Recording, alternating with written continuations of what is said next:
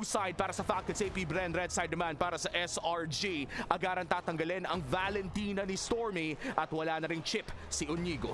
Bukas pa.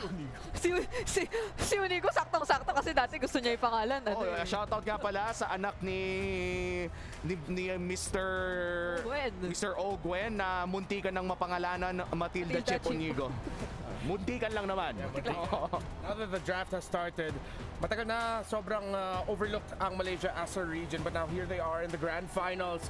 We should not be surprised kung makakuha sila ng dalawa. And I'll be honest, I'll say it as early as now, I wouldn't be surprised if they end up becoming the champions here. Ibang klase talaga yung team na na-form dito ni Coach Arcadia. The Cram and Innocent on the side lanes. Kaya the side lanes are what I'm gonna be looking at here in this draft. Wow. May flexibility yung SRG in the mid, but you have to respect the side lane heroes of both. SRG, nire-respeto nila dito yung Arlot. Falcons AP Bren, yung Harith, Falcons AP Bren, sila ang nagre-respect sa Arlot, which is flexible between Yumes and Cram. Oh, tsaka gustong-gusto ng SRG to kasi kinilala natin na mas mataas or favorable for SRG na nasa red side sila na currently ay merong silang 83% win rate or 5-1 na record kapag ka sila yung nasa red side. So magiging masaya sila dito, especially as yung pag-counter nila often talaga sa mga teams yung nakikita natin madalas. Exactly, and the reverse of that is Falcons AP Bren, 100% win rate sila. Wow. Nasa blue side, first pick sila. And this is going to be game 1 historic agad.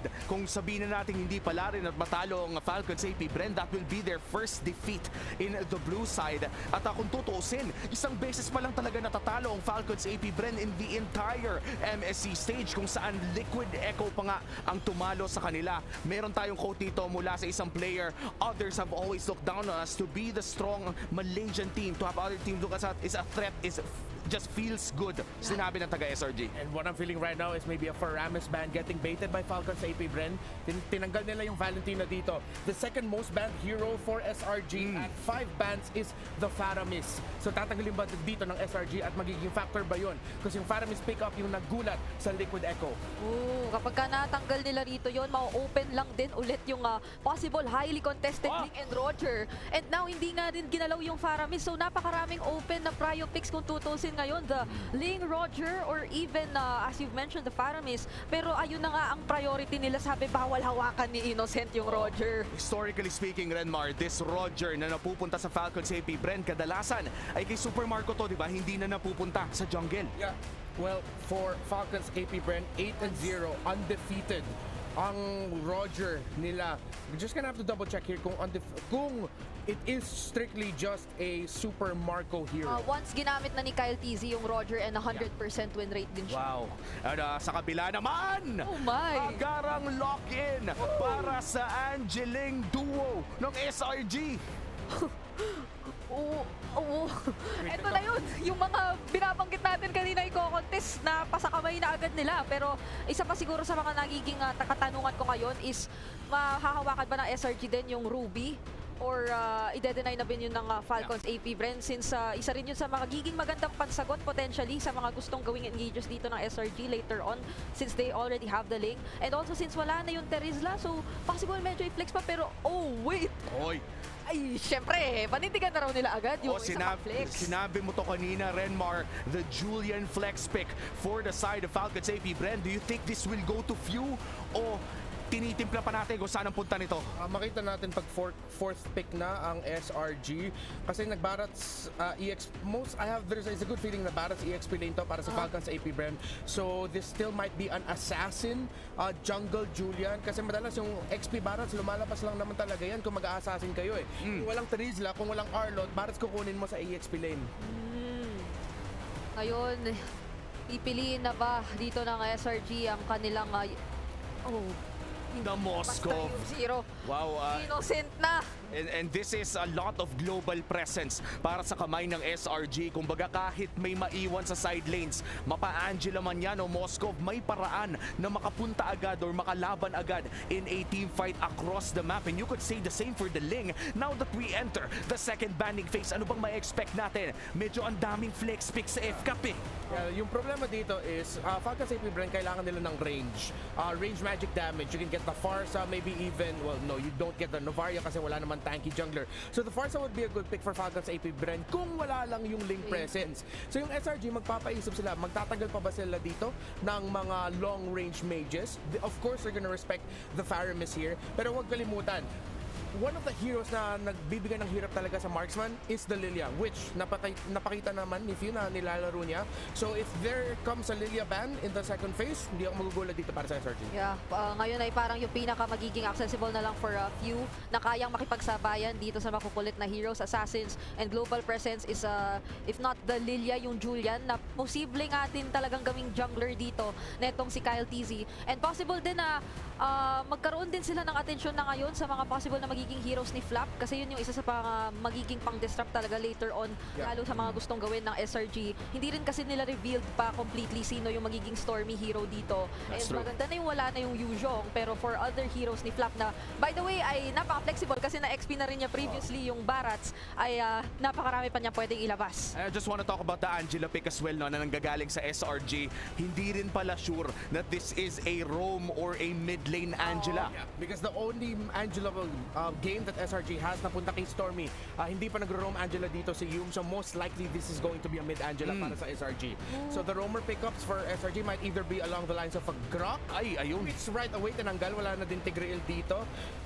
Let's see if they're gonna think about stealing away the Lolita because Lolita is still up and available para kay Ogwen. And Ogwen has been playing a lot of Lolita games so far. Isa sa mga pinakamagandang kontra sa Luyi na nakaban this time around. But I would say, even against the Moskov and an Edith on the Primal Wrath, ay napakaganda pa rin ng Lolita pick. Ang tanong, ay kukunin nga ba ito ng Falcons AP Brent? Mas magiging maganda yon instead of the Minotaur na isa rin sa mga madalas or pinaprioritize dito na picks netong si Ogwen. Lalo pa tinanggal na rin yung kanyang Tigreal. Unless gugustuhin nila kumuha nung todo suppress hero din since binan out naman nila yung Valentina such as the Kaja. But then napakarami kasing pwedeng maging sagot or pang counter engage na rito ng SRG with just the Edith na nahawakan na nila.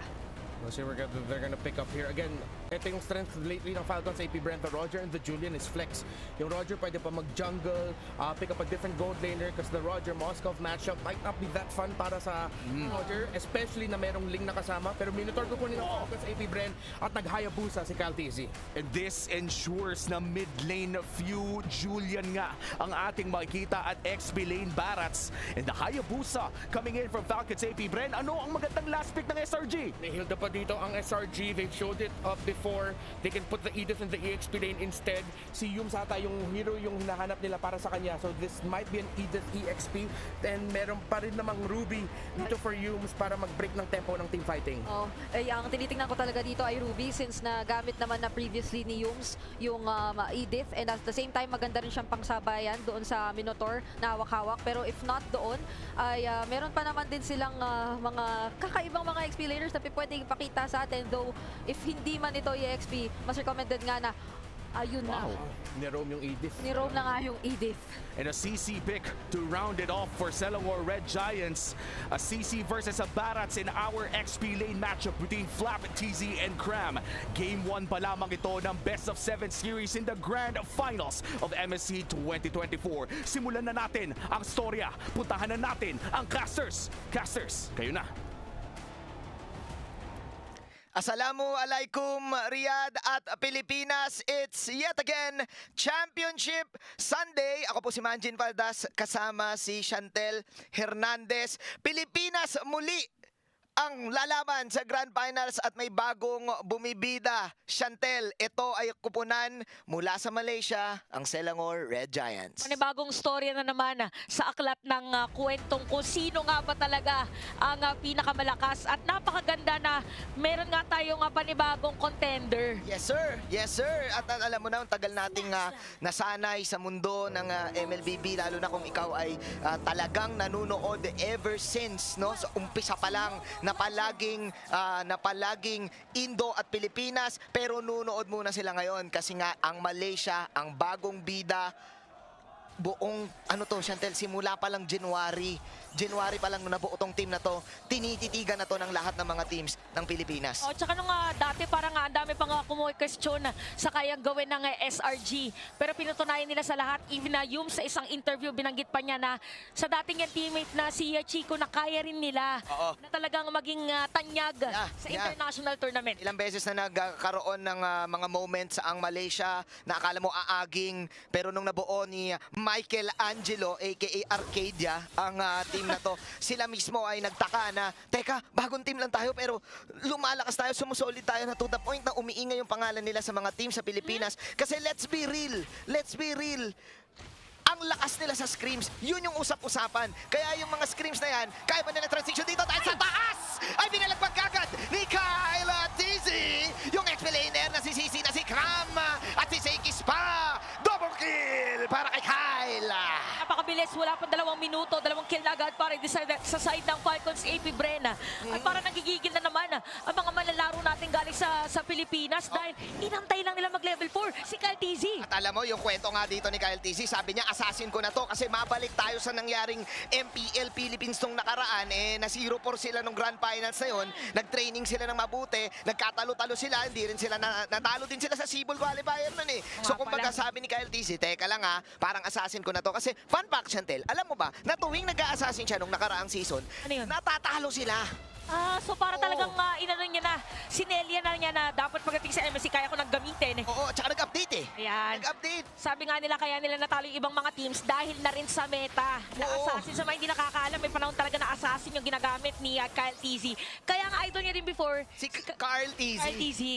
Kaya marami naging Tizzy Tapos nandiyan din si Flap Tizzy. Oo. Na alam naman natin may iniinda and I think still the process of healing dahil nga sinabi niya mismo na meron siyang internal na nararamdaman na internal organ. Pero ngayon with this, yung magic damage, papunta na tayo sa game. Yung magic damage ng Falcons AP Bren, napakaganda sa early. Ganda na panghuli. Hinuli dito. Sino yan? Napakita dito as well. And si Kais na naman, si Sky Prince ang mahuli dito ng Falcons AP Bren. So parang hindi na nila pinapa-aura dito. Yung Wala na. pwede katapat ng pinag-uusapan natin. And the crowd goes wild. Wala nang auraan. Kung aaura ka naman talaga, aaura dito talaga yung defending champion.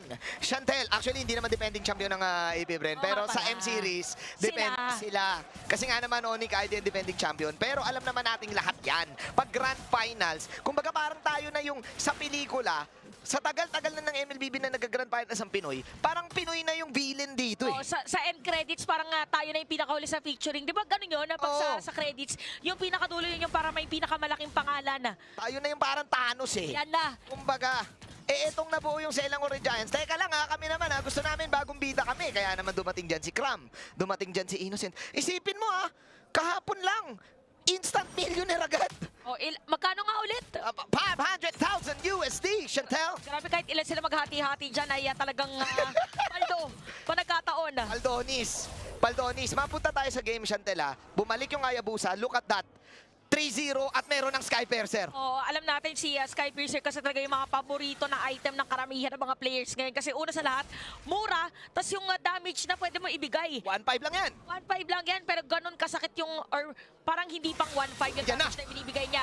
And speaking of damage na sinasabi natin, nagkaroon ng heart guard doon kay Kram, kaya nakatakas at bigla na lang umalis si Kyle Tizzy. Napakalupit ng early game na meron yung Falcons AP Bren, pero kailangan pa rin mag-worry dito dahil yung Selangor Giants medyo similar yung lineup na nakikita ko dito, Chantel. Parehas assassin. Ang tagal na natin hindi nakakita ng assassin versus Gusto nga assassin to matchup. Oo, no? Parang kailan ba yun dati? Hindi ko na maalala kasi puro utility, puro Predrin, puro Baksha. Pero ngayon, Kyle Tizzy, or pwede mo nang sabihin, Kyle Tusok na rin. Kasi tumutusok din siya ngayon. Now, going into the turtle. Remember, 3-0 si Kyle. So medyo masakit yan. He doesn't have the Ogi Shadow Kill yet. But then again, nandito si Yams. Meron bang magaganap na kaganapan?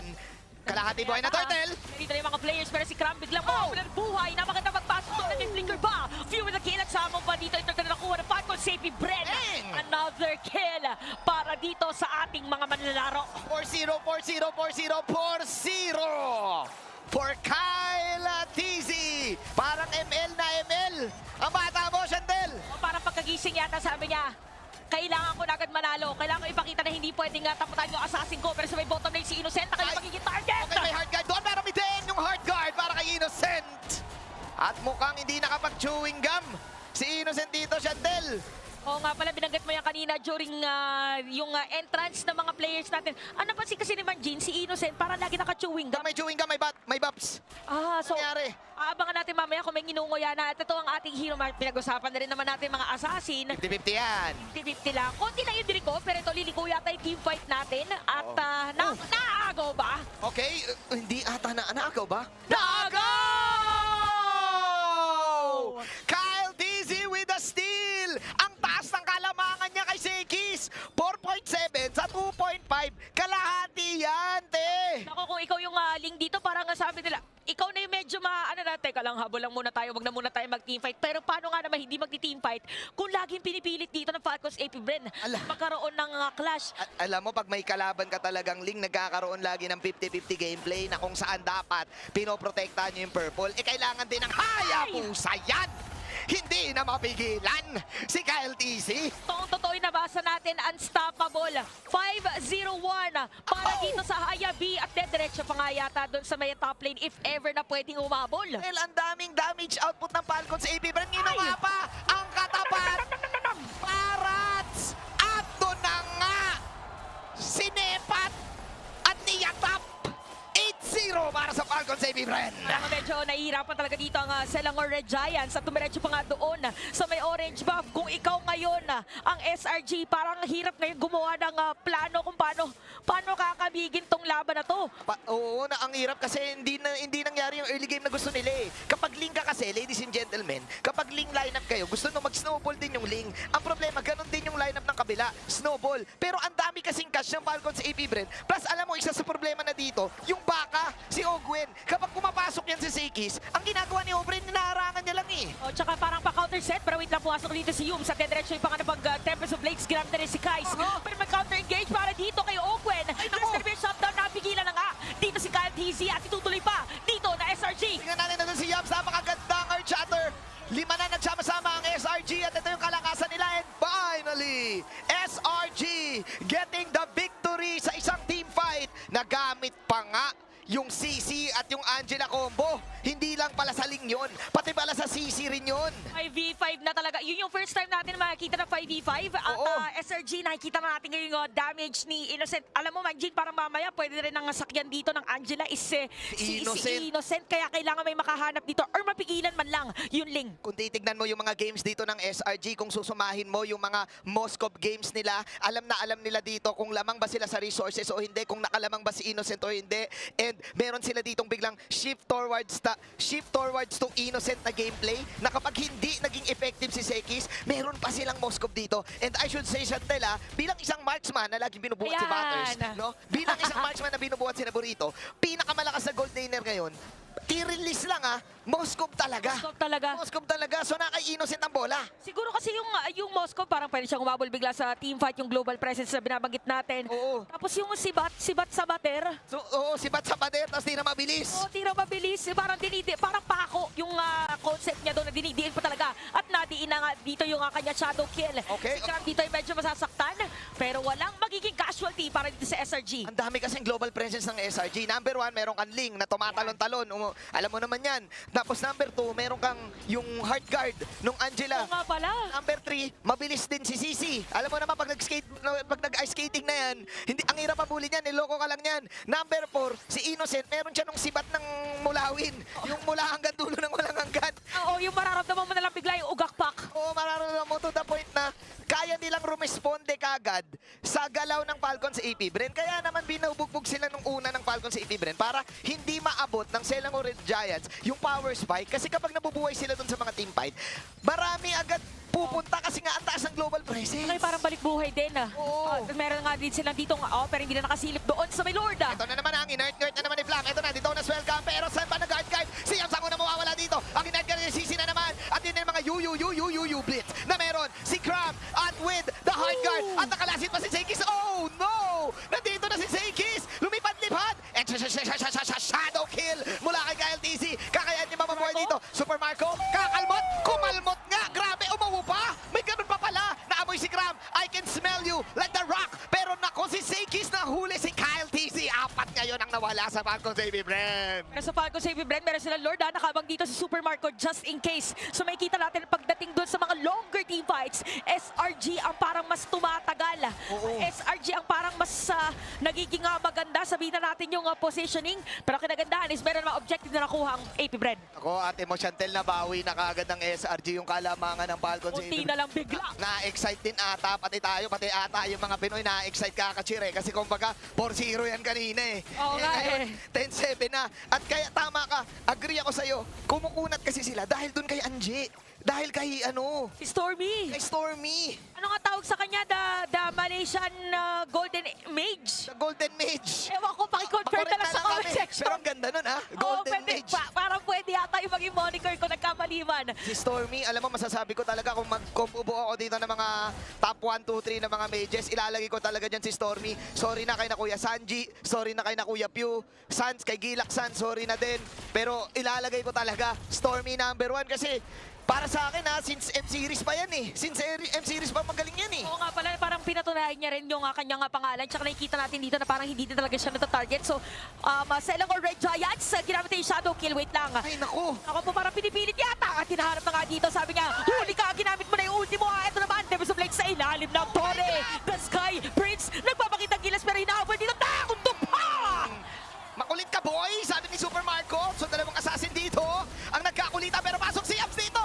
Napakaganda na pasok ni Abs, nagkagutuman na. But Stormy is down. I repeat, Stormy is down. Pero kay Innocent ngayon ng mga sibat. Binamanatan si Pew dito. Nakapag-blink out si Innocent. Tatlo dito ang nasa side ng Falcons. Save Brand na buhay pa rin. Kram at Innocent tumatakbo. Ang mga kapwa-kabayan, ang mga kapwa-Pinoy, mga kabarong. Binanatan si Kram at kinalmot ni Super Marco. Si Kram, Innocent na laban na lang. Pero mag-isa na lang siya. You are alone. At ngayon, na double kill pa. 5 kamote. Lahat ng mga pwedeng opportunity, ginamit na talaga ng Falcons AP Bren. Magandang double kill para dito kay Super Marco. Sabi nila, dalawa na yung natitira. Sorry kabayan, pero gusto din naming manalo dun sa team fight na yon. Pwede pa nilang kuhanin yung Torre dito sa gitna. At pwede din na dumiretso mamaya doon sa Lord. Pero gusto lang sabihin, nakakatakot dito si Kais. Oo, si Kais, men. Ang ginagawa dito ng SRG, ate, tatabi-tabi sila, binibait nila yung Ogi Shadow Kill. Kasi gusto mo yung Ogi Shadow Kill solo eh. Pero teka lang, mamaya na mukhang may laban natin. Nilabas yung elepante dito na wala kagad dito. Yung immortality na meron, si Mr. Yams at si Yams 24 seconds down. Habang si Kais dito, pinipilit na ngayon yung Lord. Ilaban mo nila to, meron siyang hard cut, time place, nilabas na naman. At ngayon, sino may iwan na wala? Si Super Marco. May kita natin itutuloy pa kay team fight. Double kill lang. Naku, nawala yung Joyster natin. Pero si Innocent nakita na nila. Meron pa rin 3 players na buhay dito para sa Falcons sa AP Bren. Habang nakuha naman ng SRG, yung Lord meron Winter Crown na gagamitin doon. Ay! At sa may top lane, kabuti ka baka pero always gonna be down. Oh my glove, yung idol ng mga kids, hindi niya nahuli si Seikais dito. Seikais naglakad, and another 5 kamote! Nabawian tayo sa kamote! Grabe yung palitan dito ng mga root crop. Ang punot dulo talaga ng laban na to is kung sino ba talaga makakauna dun sa Lord na nasimulan na. At mukhang mainit ngayon ang SRG dahil sinisila nila yung mga torre ng Falcons AP Bren. Ate Chantel, alam mo, sinabi ni Michael Angelo, sabi ni Arcadia, matapang daw talaga yung mga players niya at pinapakita ngayon ng SRG yung tapang nila. Kasi nga, sa mga games na nakita natin, it's all about the team fights para dito sa side ng SRG, ng Selangor Giants. Napakagaling. Kumbaga, in layman's term, sa mga Pinoy, na mga nagra-rank games, pagdating ng clash, ang sinasabi, ang galing pumindot, ang gagaling din talaga pumindot, ang galing ng chemistry. Mabibilis sa mga kamay. Mabibilis din nila makukuha dito yung torre. At kailangan, Yari ka, boy. makuha na agad si Yums dito. Super Marco with the kill at dead direction. Iba nga pumasok na Devils of Blades. Medyo na palalim yata si Kais. Wala si Yums dito, support P5 to, lalaban na lang daw, dahil merong hard guard, pero ang lalim mo boy! Pasok si Pew, normal lakad, tingnan natin nilabas ang ibon, may panggigil pare! Ramdam natin ngayon, sabi ng Falcons AP Bren, sige subukan mo lang na lumalim. Nasa ilalim na ng torre, talagang bibigyan dito si Kais at na-shutdown na nga at si Kram nahuli pa, nagkasalubungan at nakuha na nga! Oh, naku, humiwa, chinukchak ni Kyle Dizzy, at nilabas ni Pew ang ibon, Pew, another 5 kamote, naku, 5 na yung 5 kamote! Ilan na ba? Ilan na yung countdown na ilan na yung count na 5 kamote? 5 na! 5 na! Wipe out! Chantel, Pinas lang malakas! Nakita natin yan! Cheer na yung mga kabayan natin dito sa Amazon Arena. Mukhang Endables ba? Kaso nagkaroon ng minion wave, nabuhay na rin mga players dito ng side ng SRG. Pero kinagandaan nakasira tayo ng inhibitor turret. Huwag nang habulin. Kung ako dito SRG. Pag humabol kasi parang delikado sa kanila. Parang tagilidin yung feeling ko. Dapat hindi rin maglalim yung Falcon sa AP Bren. Feeling ko disiplina eh. Oo. Disiplina ang Pinoy. Kumbaga, ayan na, disiplina muna guys. Tama yan. Pili ko kailangan nila agawin yung purple buff talaga ni si Kais. Kaso parang delikado din, medyo masikip din kasi yung pwesto eh. 10 seconds ha. Alam to ng SRG. Nako, may Winter Crown. May Winter Crown, Chantel. Kasi Stormy. Yung Winter Crown may tinatawag dyan eh. Pag yung biglang hindi mo napatingin yung item kung may Winter Crown ba. Magugulat ka na, ay, naging yellow boss. King Yellow, may Winter Crown reveal. Tignan natin kung magagamit to ni Stormy. Kailangan mag-iingat dito ng F-Cup. Ano na rin, hindi na rin kinuha dito ng SRG yung buff nung Ling.